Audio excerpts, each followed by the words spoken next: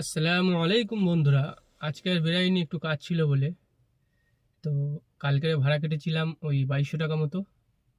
Total 6টা trip complete করেছি। 6টা ট্রিপেই 2200 টাকা মতো হয়ে গেছে। আর মোটামুটি ওই 700 টাকা মতো,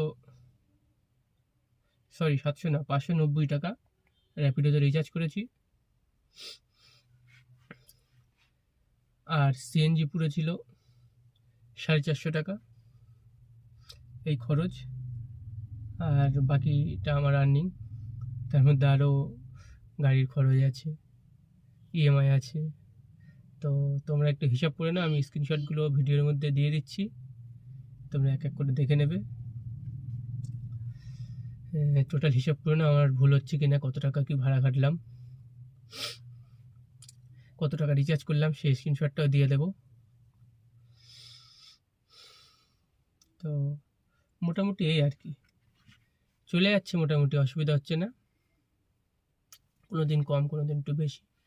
যেমন রবিবারে বেরিয়েছিলাম, রবিবারে প্রায় 4000 টাকা আর্নিং করেছিলাম।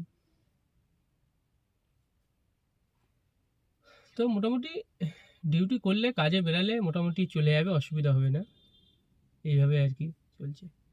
অনেকে বলে বাজার খারাপ, ঠিকই বলে বাজার খারাপই, কিন্তু বাজার খারাপ হলেও মোটামুটি যদি বাড়ির থেকে বেরানো হয় কাজে, আমার তো মোটামুটি চলে যায়, অসুবিধা হয় না, এই আর কি।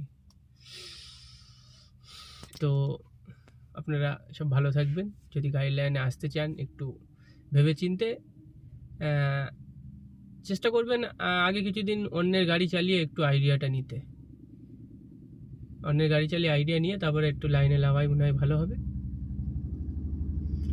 এই মোটামুটি। আর আমার চ্যানেলটা সাবস্ক্রাইব করে রাখবেন, যাতে পরবর্তী ভিডিও কেমন কি ভাড়া কাটছি, বাজার কেমন যাচ্ছে, সেই সব আপডেটগুলো পেতে।